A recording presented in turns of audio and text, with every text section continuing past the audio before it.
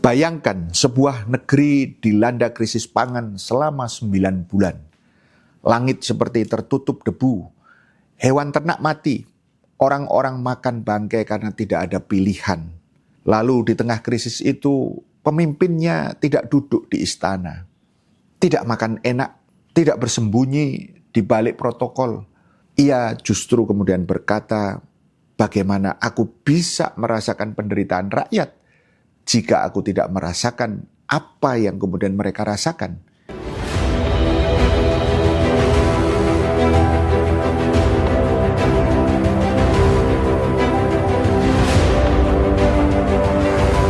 Ini bukan kisah fiksi, ini kisah kepemimpinan sejati yang nyata. Ini adalah kisah Khalifah Umar bin Khattab radhiyallahu anhu saat menghadapi krisis ekonomi terbesar di masanya, tahun kelabu atau tahun paceklik Al-Am Ar-Ramadah. Dan hari ini kita tidak hanya akan mendengar ceritanya, tapi kita akan membongkar strategi bagaimana dia mengatasinya. Saat krisis melanda, Umar diberi roti dan mentega, makanan mewah pada masa itu. Seorang Badui memakannya dengan lahap. Umar kemudian bertanya, sepertinya engkau sangat membutuhkannya. Badui itu kemudian menjawab, aku sudah lama tidak melihat makanan seperti ini. Di saat itulah Umar bin Khattab bersumpah tidak akan makan daging dan mentega sampai rakyatnya kembali sejahtera. Dan ini bukan slogan, ini benar-benar dilakukan. Kulitnya berubah menjadi gelap karena hanya makan roti dan minyak. Perutnya berbunyi karena lapar. Bahkan ia memukul perutnya sambil berkata, berbunyi atau tidak, kita tidak punya selain ini sampai rakyat kenyang. Bahkan keluarganya pun tidak diberikan kekhususan atau privilege. Ketika anaknya memakan semangka, Umar menegur, bagaimana engkau makan buah sementara umat Muhammad kurus kering? Ini pelajaran pertama bahwa krisis tidak bisa diselesaikan oleh pemimpin yang hidup lebih nyaman dari rakyatnya. Umar tidak berhenti kepada empati. Beliau membangun sistem, mendirikan posko pengungsian, memerintahkan pendataan. 7.000 orang harus diberi makan di Madinah, 4.000 sakit, lalu meningkat menjadi 60.000 pengungsi. Setiap malam ada laporan baru. Setiap petugas punya tugas yang jelas. Ada dapur umum yang memasak sejak sebelum subuh. Ia bahkan patroli malam hari sendirian, memanggul karung gandum di punggungnya, memasak makanan dengan tangannya. Ketika menemukan keluarga yang makan tulang dan bangkai, ia tidak hanya memberi makanan, ia terus kemudian memantau mereka sampai kemudian pulih. Ini bukan sekedar bantuan, ini manajemen krisis yang berbasiskan data, logistik, dan monitoring. Pelajaran kedua, empati tanpa sistem tidak akan menyelamatkan rakyat.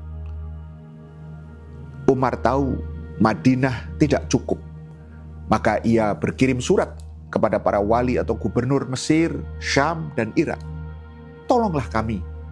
Dan responnya sangat luar biasa. 1.000 onta membawa gandum, 20 kapal membawa minyak dan tepung, ribuan pakaian, bantuan didistribusikan sampai kepada pelosok. Setiap keluarga mendapatkan jatah, bahkan ada kebijakan yang punya makanan harus berbagi dengan yang tidak punya. Ini menunjukkan krisis tidak bisa diselesaikan secara lokal. Butuh solidaritas wilayah bahkan global. Di mana pada masa kelaparan, ada orang mencuri onta karena lapar. Secara hukum seharusnya dipotong tangannya. Tetapi Umar kemudian menunda hukuman karena syarat had tidak kemudian terpenuhi. Ia berpegang pada satu hadis yang artinya tidak ada potong tangan pada masa kelaparan.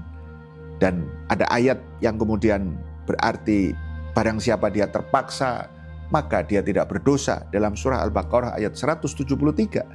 Bahkan ia memerintahkan majikan pencuri itu untuk kemudian mengganti rugi 2 kali lipat. Pelajaran keempat, hukum harus ditegakkan dengan keadilan, bukan formalitas. Di masa krisis, Umar bin Khattab menunda penarikan zakat, bukan menghapusnya, tapi ditagih setelah kondisi pulih, bahkan 2 tahun sekaligus. Artinya, negara tidak membebani rakyat saat lemah, tetapi tetap menjaga keberlanjutan keuangan publik. Ini adalah kebijakan fiskal yang adaptif. Umar tidak hanya bekerja secara struktural, ia mengumpulkan rakyat dan kemudian berkhutbah. Bisa jadi musibah ini karena kita. Beliau mengajak bertaubat, istighfar dan sholat istisqa.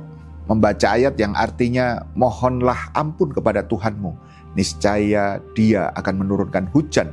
Di dalam Quran surat Nuh ayat 10-11. Ia bahkan bertawasul dengan Abbas dan hujan pun kemudian turun. Pelajaran terakhir, krisis diselesaikan dengan ikhtiar maksimal dan tawakal total. Dari kisah ini kita belajar pemimpin harus hidup seperti rakyatnya. Negara harus hadir dengan sistem, wilayah harus bersatu, hukum harus adil, kebijakan ekonomi harus adaptif, dan hati harus tetap kembali kepada Allah. Inilah strategi jenius daripada Khalifah Umar bin Khattab, bukan hanya sekedar sejarah, tapi blueprint bagi kepemimpinan transformasional pada saat krisis. Pertanyaannya, kalau kemudian krisis ini terjadi, kita mau meniru kepemimpinan yang mana?